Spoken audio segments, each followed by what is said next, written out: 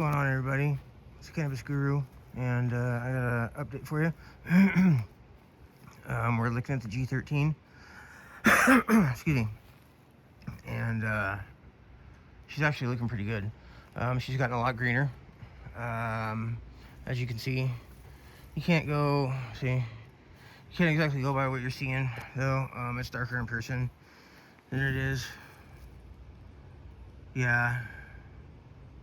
It's definitely darker in person than it is on the camera, but or on the video, but it's okay. As you can see, she is greener than she was before. So that goes to show you that the reason that I was having the issues that I was having was due to nutrient lockout. My pH was way too high, so that's why I flushed it with 25 gallons. And I understand that whoever it was, I can't remember, saying, not to listen to that guy, blah, blah, blah. You shouldn't flush it with 25 gallons. It's too much. This, that, or the other, right? With the pH as high as it was, okay, because I was giving it 6.5 pH, or pH in at 6.5 every time I watered, okay, and I wasn't giving it enough for runoff. I was only giving it like 10, maybe 15 gallons at most. And like I said, it wasn't enough to create runoff, and it let the pH go higher and higher and higher, right? So flushing with 25 gallons actually worked because, see, I don't think I didn't catch the runoff from the flush. It was on the ground.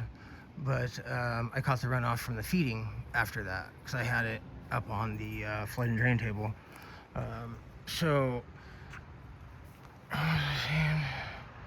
Oh yeah, so she's looking a lot better now that the pH has been corrected. I pH all my newts, all my feedings down to 6.0. I figure they'll be a little bit higher than that in the runoff due to whatever salts may be left in the soil. Usually, from what I've known, especially with dirt, it's really hard to get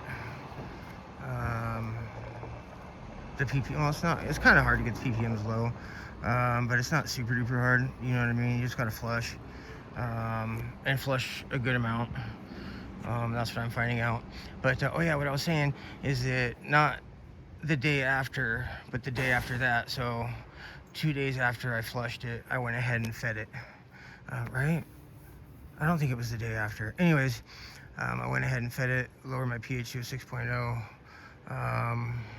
and I think did I give it all my nutrients? I can't quite remember. I'd have to look at the video. But the feeding after that, which is my most recent feeding, I gave it the full dose of everything, full dose of silica, full dose of CalMag, and full dose of base newts. So the CalMag is 5 mils per gallon, the silica is 5 mils per gallon, and the base newts are at 10 mils per gallon. So it seems to be working. Now the pH is down and I've given her full feeding. You can see, dude, she's greened up, okay? And the sun's not actually beating on it, you know what I mean? So those of you that say that the sun is what's causing the tacoing, I don't believe that's correct, because at night the tacoing is still there. It's not as bad now as it was before. So that makes me think that it may have a micro deficiency, but it's hard to say, you know what I mean? Look at that. Micro deficiency would be showing signs besides canoeing or tacoing, whatever you want to call it. I think that a lot of it may be, not a lot of it, but some of it may be genetic. It may be doing this because of the sun, because when I had it indoors, it wasn't doing this. Granted, it wasn't flat. I mean, these aren't flat. These got a little bit of a V to them, see? And let's see what else. Like this one right here, it's got some V to it. So I went back and looked at other videos from when I first brought this plant outside. And it had a similar thing going on. But it wasn't super strong. It was like this right here. Now up top, It's gotten better. It's not as pronounced as it was before, but it's still there. I mean, you can obviously see it, but it's gotten better. So I'm going to continue with the regimen that I got going on. However, I'm going to keep my eye on it, you know what I mean? I want to see if it does need micronutrients or not. I'm hoping there's enough nutrients in the base and everything that I'm giving it to correct it. But like I said, we'll see. We'll give it another feeding here probably tomorrow, most likely, because the dirt is about dried out. Well, not completely dried out, but I'll stick my finger in there and it'll be I don't want to say damp, you know, it feels cold. The dirt is dark, so it might be a tad bit damp, but it's not like wet, you know what I mean? So she's drying out. So she hasn't been overwatered. For those of you that say that she's been overwatered, she would have droopy leaves and shit like that. All right, she doesn't have droopy leaves. And I noticed this morning too that she was praying. The reason she is not praying is like she was earlier is because the sun's gone down. It's in the shade. It won't get any more. See, you can see where the sun is. It's behind those trees. So I don't think it'll get any more direct sunlight for the rest of the day. It may, you know, the top part, but we'll see. I don't think it will. Where was I going with that shit? I don't fucking know, dude. But yeah, man, she's looking good. The backside seems, oh, we are gonna get some direct sun. See how green that is? And you see how it yellows out a little bit when the sun hits it? So that has a lot to do with what you guys are seeing. See, it's not like that in real life. It's not that yellow. So it's weird. Maybe I don't know. Maybe I need to change my exposure or something on the camera. But yeah, dude, she's coming along real nice, dude. These branches, stalks, whatever the fuck you want to call them, are really thick. The silica seems to be doing its job, but the genetics, like I said, is probably a big part of that. But the silica does help, you know, create strong, sturdy branches, stalks, whatever. So yeah, they're all thick, dude. The only ones that I'm really worried about falling over when it flowers out is these three. And that one, I mean, it pulls down really easy. This one maybe. I'm thinking about throwing, I got a fucking hole right there. It'll fill in. It's a big hole, dude. Look at that shit. It'll fill in though, like these right here will come out. What else we got here? These ones right here in the back will come out. This hole will fill itself eventually. There's really no other holes in the plant. Not really. Yeah, I don't really see any other holes per se. Whatever I had before is filled in, except for that one on the other side. That's whatever. You know, it's not the end of the world. But most of the tacoing is on the newer leaves. As they get older, more developed, they turn out like this. Okay. And then the older ones are like this. So that's what's weird about this, you know what I mean? So yeah, it might be a micronutrient deficiency, but she's not yellowing out anywhere. She's not yellowing in the margins. She doesn't have any burnt tips or burnt edges. No deficiency. Well, like I said, no obvious deficiency except for maybe the tacoing. Maybe, like I said, a micronutrient deficiency. But we'll just have to wait and see how things go with my feeding regimen now that she's been flushed. So yeah, man, she's coming along. Oh yeah, so people were giving me shit back in the day about, oh, you cut half your plant off, blah blah blah. Well, see, look, this is why I did it, because I knew the plant was going to grow and develop more, right? And I didn't want to be digging in there when it was fully developed, and doing a bunch of trimming and then cutting this off and cutting that off. I just figured, fuck it, I'll get it while it's on there, you know what I'm saying, and young. All this stuff down below was like, it'd be like whoop, and then curl, you know what I mean, curl back. And it just looked funky, and as soon as it got buds on it, it was just gonna drop down, you know what I mean. It wasn't a thick stalk, so I just didn't like it, so I cut those off. And then any other little ones that didn't, you know, come out and shit, because none of them were like this. These are all going up, you know. You don't really have any bending, you know, to go out. Maybe a little bit on these ones, but it's just like at an angle a little bit. Before it was like a huge bend on the ones that I cut off. So this fucking hole is bugging the shit out of me. It's whatever, I guess. Yeah, these stalks are hella thick, dude. You can see they are about half the width of my thumb. You know, and my hands aren't small. I mean, they're not big, but they're not small, you know, so about half my thumb. That's pretty fucking thick, dude. I think I have a lighter. No, I don't have a lighter, but I got a chapstick, you know, which I guess my thumb did a good enough job.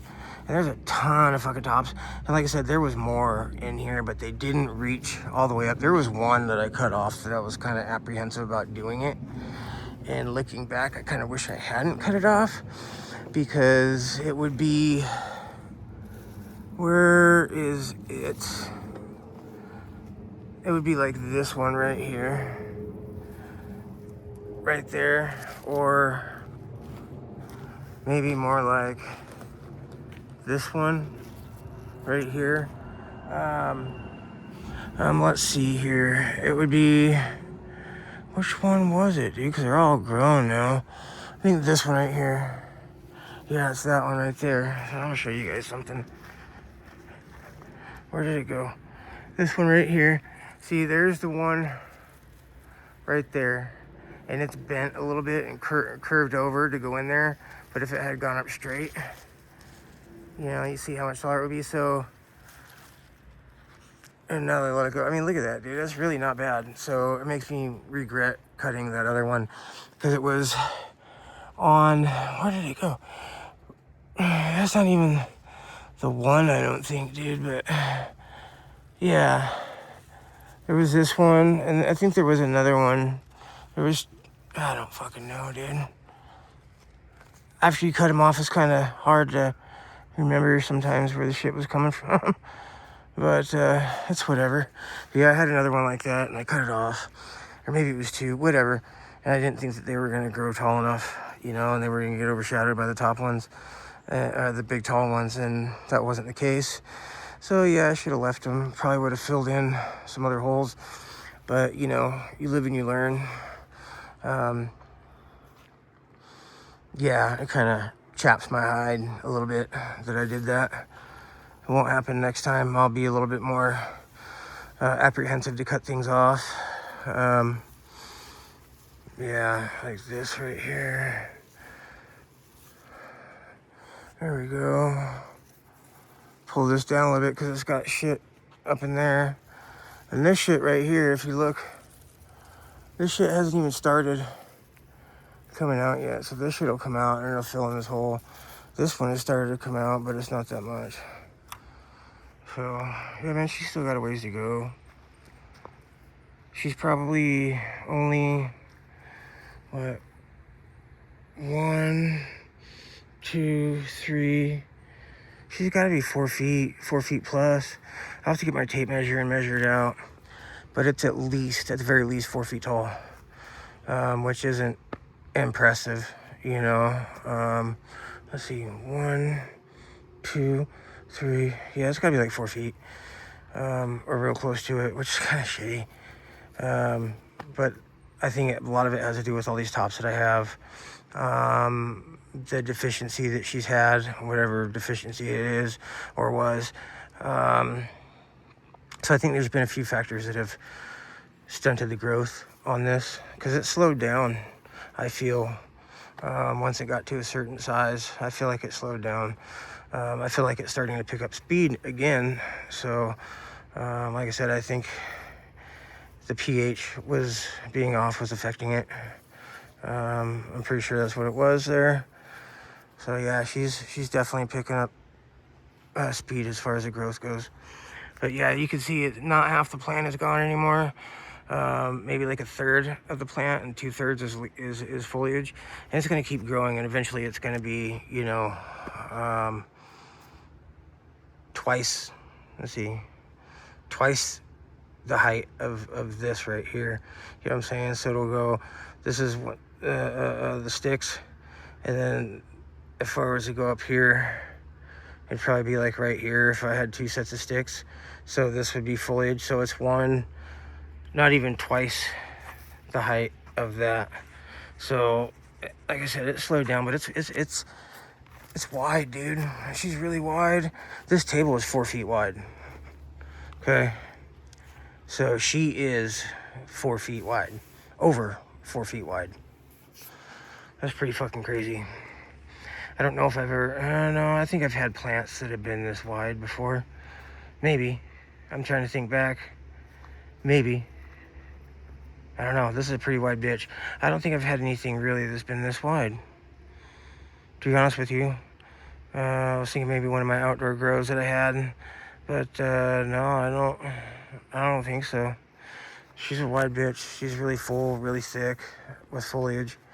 Some people have said, oh yeah, you need to go in and trim out some of the inside and shit like that. Dude, there's nothing yellowing in here. Why would I trim it out? You know, I'm not going to do that. It's not an indoor plant.